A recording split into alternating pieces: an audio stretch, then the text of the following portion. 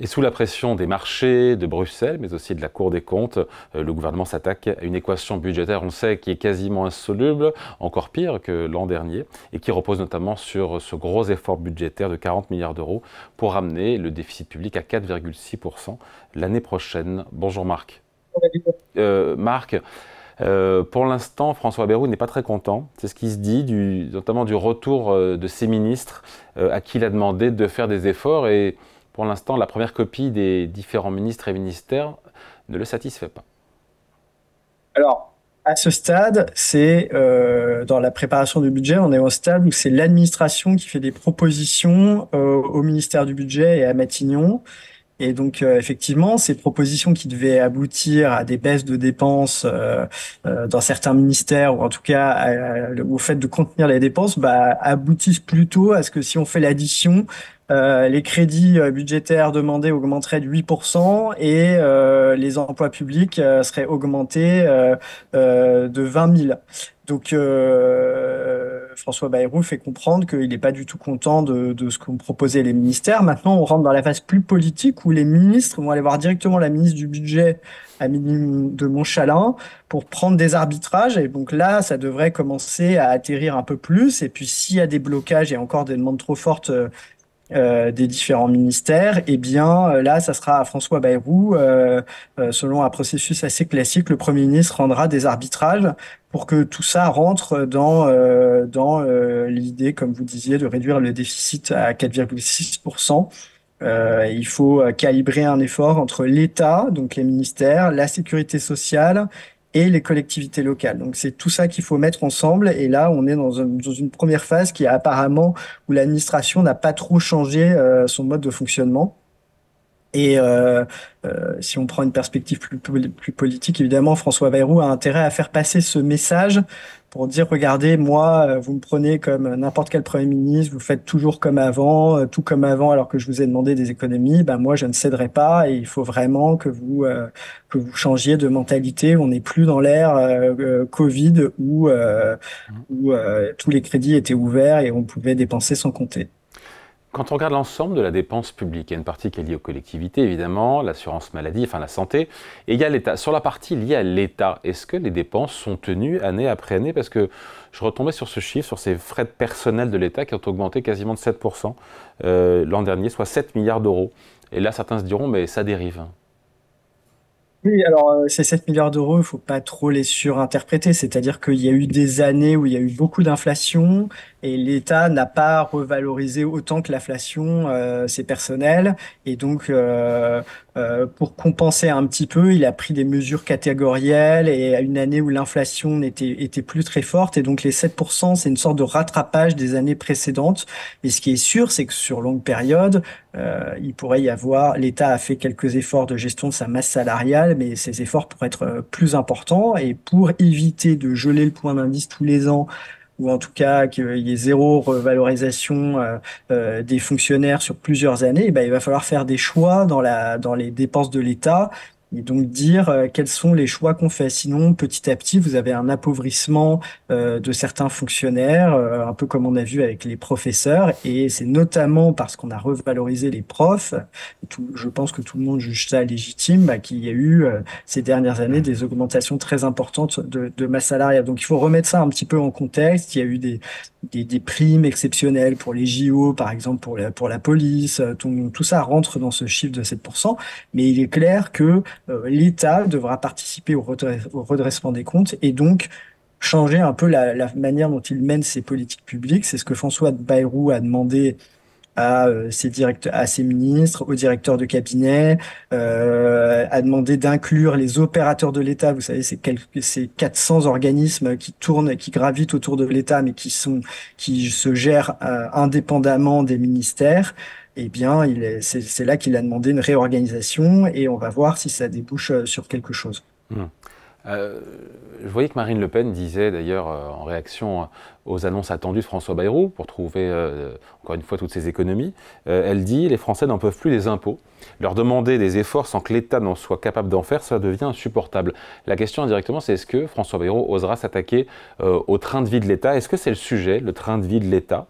ou est-ce que c'est plutôt les champs d'intervention de l'État? Quel type d'effort l'État doit faire lui-même avant de parler des collectivités locales et éventuellement de la Sécu? Alors, déjà, faut noter qu'en 2025, c'est l'État qui a fait l'essentiel des efforts, et puis ça dépend ce que vous appelez le train de vie de l'État. Si vous supprimiez tous les ministères centraux avec leurs fonctionnaires, si vous supprimiez le budget de fonctionnement du Parlement, le budget de fonctionnement de tout l'exécutif, le budget de fonctionnement du Sénat, tout ce tout ce qui peut s'assimiler au train de vie de l'État, vous auriez gagné 13 euros à la fin par Français.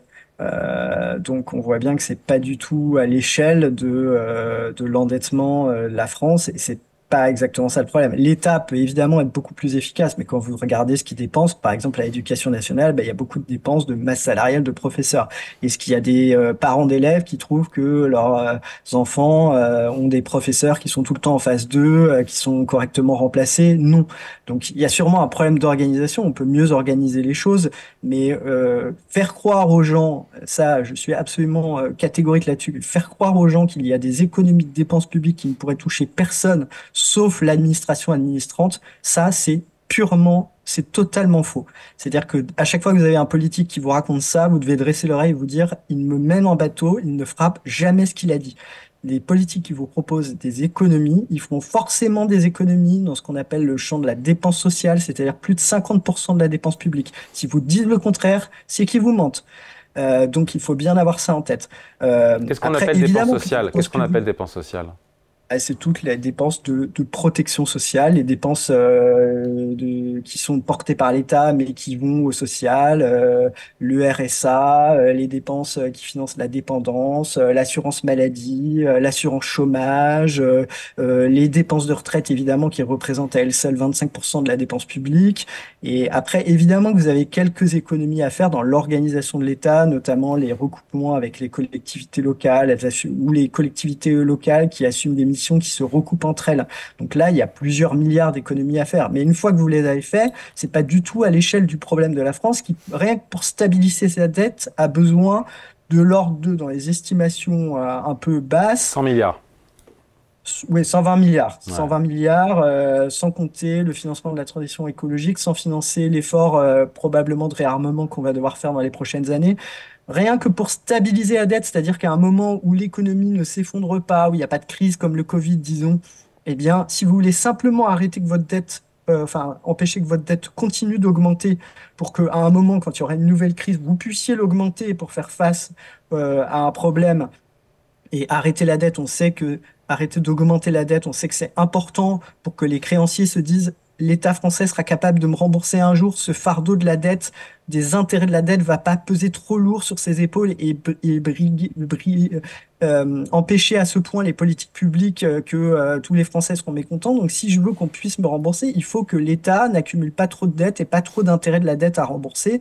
Et donc, je veux que la France soit crédible sur sa capacité à me rembourser, à renouveler sa dette une fois qu'elle arrive à échéance. Et donc, pour ça, bah, il faut être capable de stopper à un moment, quand l'économie ne va pas trop mal, même si elle ne va pas très bien, et ben, il faut être capable d'arrêter l'augmentation de la dette. Alors, il y a deux façons de le faire, trois façons. Vous augmentez les impôts, vous baissez les dépenses, ou vous créez de la croissance économique, une telle croissance économique que votre dette peut être remboursée. La question, c'est comment créer de la croissance économique. Il y a plusieurs visions là-dedans. Il y en a qui vous disent bah, il faut relancer la consommation des ménages, il faut distribuer des aides à tout le monde, etc. Et puis il y en a qui vous disent bah, non, on voit bien qu'on fait des déficits depuis des années et que de temps en temps, on peut rebooster un peu la consommation, mais que très vite, ce moteur s'épuise. Et en plus, on alimente artificiellement le portefeuille des gens, on crée une dépendance au subside public et finalement quand on n'a plus d'argent bah tout d'un coup tout s'arrête et on n'a pas une économie assez résiliente et donc là bah, le pari de François Bayrou c'est de faire l'essentiel de l'effort sur la baisse des dépenses. Oui. Mais là, ce sont des mots. Mais là, ce sont des mots. Et le ministre de l'Économie, d'ailleurs, dit toujours l'effort viendra essentiellement des économies. Mais j'ai envie de dire, oui. On est à un mois et quelques du plan Bayrou. Je veux dire, qu'est-ce qui est sur la table qui n'est pas encore arbitré par le Premier ministre? Est-ce que cette fameuse année blanche avec un gel total des dépenses, plus ou moins total des dépenses, État, fonction publique, collectivité, Sécu, collectivité locale, est-ce que, je sais pas, les pensions de retraite, on en a parlé, la TVA sociale, il y a eu beaucoup de choses qui ont été lancées dans le débat. Qu'est-ce qui est sur la table qui n'est pas encore arbitré? Alors d'abord, alors il y a cette idée effectivement d'année blanche où les prestations ne seraient pas revalorisées. Peut-être le barème de l'impôt sur le revenu ne serait pas revalorisé comme l'inflation, mais c'est assez délicat parce que ça veut dire que c'est une augmentation un peu déguisée, hein. Si votre salaire suit l'inflation, bah en gros votre impôt va augmenter puisque le barème ne sera pas revalorisé comme l'inflation. Euh, mais ça, c'est une technique quand on a du mal à faire des économies, quand on a du mal à faire des choix, on le fait par défaut pour que tout le monde soit visé. Ça colle bien avec le discours du Premier ministre qui dit tout le monde doit être visé, on doit pas stigmatiser un groupe. Si on veut faire participer les retraités à l'effort, par exemple, politiquement, on peut pas arriver et dire les retraités sont des privilégiés et donc on va les faire participer plus que les autres à l'effort. Donc si vous faites une année blanche, bah, ça permet que tout le monde soit mis à contribution. Donc c'est Après, ça crédible, reste donc c'est crédible comme solution, ça? bah, donc c'est quand même une des idées qui, oui, quand c'est trop dur, que la majorité il n'y a pas de majorité pour faire des choix très forts, bah le plus simple c'est de dire bah on va faire participer un peu tout le monde et on peut espérer que finalement, voyant que tout le monde est touché de manière un peu similaire, et bah les partis qui se disent dans l'opposition mais qui pourraient ne pas censurer le gouvernement sur le budget, bah, se disent finalement de toute façon, on aura tous à redresser les comptes publics, donc autant que le travail soit fait en perspective de l'élection 2027 présidentielle, et donc laissons le faire, même si on va protester pour la forme, laissons le faire C'est parce la que piste vous qui saurez pas faire mieux. c'est une piste qui tient la corde. C'est une des pistes qui circulent. Après, évidemment, il y a d'autres pistes qui, Bercy dit qu'il aimerait bien faire au ministère de l'économie et des finances. On dit qu'on aimerait mieux faire des choix intelligents, mais ça suppose de taper dans une politique publique et donc de faire des perdants qui sont plus visibles. Et évidemment, chaque Français espère que ça soit le voisin qui soit touché. Les classes moyennes, vous savez que les Français ont tendance à se mettre dans les classes moyennes, alors que parfois ils n'y sont pas. Ceux qui n'y sont pas ont tendance à se mettre dedans. Donc tout le monde se vit comme classe moyenne, tout le monde estime qu'ils payent trop d'impôts par rapport à ce qu'ils récupèrent du système social. Donc on a une sorte d'image déformée de la réalité. Et donc bah, tout ça est extrêmement compliqué. Et donc pour l'instant, là, la consigne au gouvernement de François Bayrou, c'est à ses ministres, c'est plus une seule piste rendue publique, parce que dès qu'une piste est rendue publique, ça devient un pigeon d'argile, elle est tirée à vue et on ne pourra plus rien faire. Donc jusqu'à mi-juillet, où on révélera tout d'un coup, plus aucune piste publique. Et Juste en avant les vacances, espérant que c'est malin de sortir ça juste avant les vacances. En bah, c'est termes de pour timing. avancer le calendrier budgétaire déjà, Hmm. qu'il y ait plus de temps avant la discussion du budget au Parlement pour pouvoir trouver un compromis. Puis oui, c'est assez malin, c'est-à-dire les gens partent en vacances, Hmm. donc c'est pas le moment de crier. Après, je suis pas certain que ça se remette pas à crier début septembre, hein, quand tout le monde est rentré de vacances.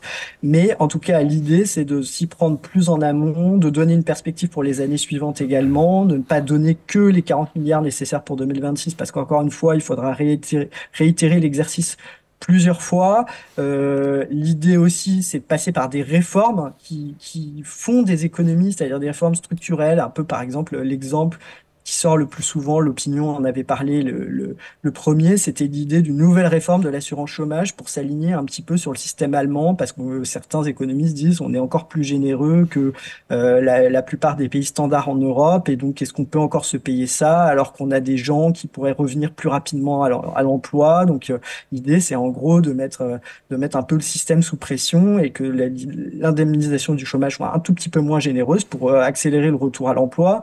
On peut considérer que c'est une bonne mesure ou une mauvaise mesure, mais en tout cas, le gouvernement cherche à appuyer ses économies par ce genre de réforme en augmentant les taux d'emploi des seniors. Vous savez que c'est une des principales faiblesses de la France, c'est qu'il y a beaucoup moins de personnes entre 64 et 64 ans qui travaillent par rapport aux autres pays. Pareil pour l'emploi des jeunes, il faut trouver des réformes susceptibles de mettre les jeunes plus rapidement sur le marché du travail, qui s'insèrent mieux sur le marché du travail, qui payent des cotisations, Eh et oui. donc bah, que en gros on soit plus de Hmm. monde à Mais ça travailler prend du temps. Mais collectivement, ça prend du temps. et ça fait des rentrées fiscales. Et donc à peu près l'idée, c'est de faire sur la trajectoire d'économie dont je vous ai parlé à l'horizon 2029, 120 milliards, c'est de dire on fait des coupes dans les dépenses à peu près et dans les niches fiscales qui sont parfois considérées comme des hausses d'impôts, ce qui est le cas, On fait à peu près la moitié, et puis bah, le reste, ça doit être des économies. Ça sera à la fois des économies en dépenses comme l'assurance chômage, mais ça doit créer de l'activité, ça doit être de la croissance, et ça doit stimuler l'activité, et donc ça nous permettra d'augmenter les taux d'emploi, et donc de ne pas avoir à faire des coupes sombres dans des politiques qu'on voudrait préserver. Allez, merci beaucoup. Explication, décryptage signé Marc Vigneault, journaliste à l'Opinion. Merci Marc, bonne journée, salut. Merci David, bonne journée.